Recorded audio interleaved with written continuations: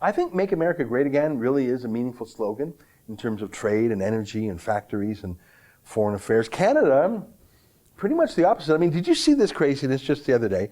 A politically powerful governor in India, who happens obviously to be a proud Sikh himself, he's literally calling for sanctions against Canada.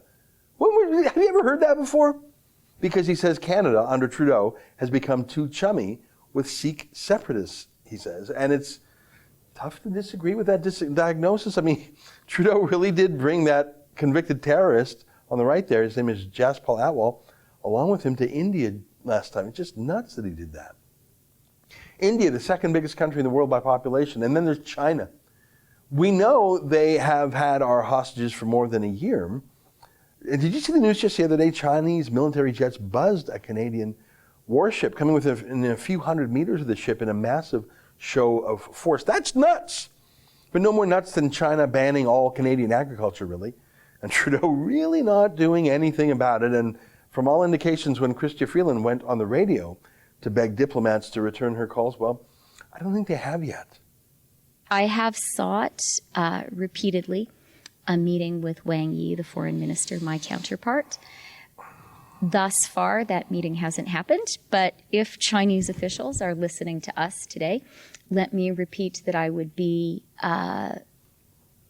very keen to meet with Minister Wang Yi or to speak with him over the phone at the earliest opportunity. Yeah, he's just not that into you, girlfriend.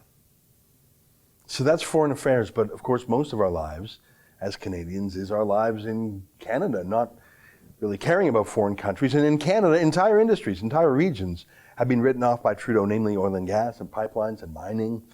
Trudeau ran through anti-industry bills over the objection of a majority of provinces with a majority of the population and the economy of the country to indulge this kook. Instead of just looking at the environmental impacts, we'll look at how a project could affect our communities and health, jobs and the economy over the long term, and we'll also do a gender-based analysis. Gender-based analysis on new mining projects in Canada. I'm sure they'd be lining up at the New York Stock Exchange to invest in mining projects in Canada. Need gender analysis. Oh my God. Can you imagine that? So you've got the gutting of the most important resource industries in Canada. And you're replacing those real jobs with crony capitalism. Basically handouts to friends of Trudeau, like the $12 million in free fridges given to Loblaws, one of the richest companies, the Westons, one of the richest families. You know, we can see you're paying that bribe, right? We can see you, right? A dozen years ago, we called Jean Chretien and his team the Libranos, after Tony Soprano's mafia family. Well, I think that fits again, the corruption, the bribes, especially the whole SNC Lavalin scandal and Trudeau's attempt to get the Attorney General to drop the case against his friends is crazy.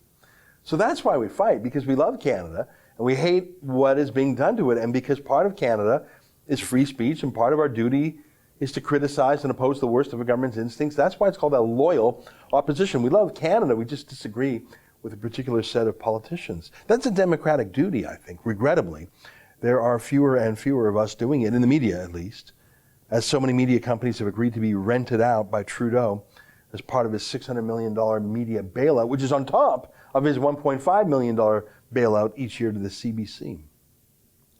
The watchdogs have been bribed. They're lapdogs now. It's just us at The Rebel and a handful of other independent media, and you, of course, you, grassroots Canadians.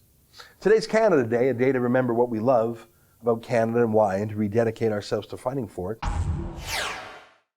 That's an excerpt from the Ezra Levant show. Every day I do a video monologue and then I interview an interesting guest, and then I end by reading my hate mail. But you've got to subscribe to it, which you can do at therebel.media/shows.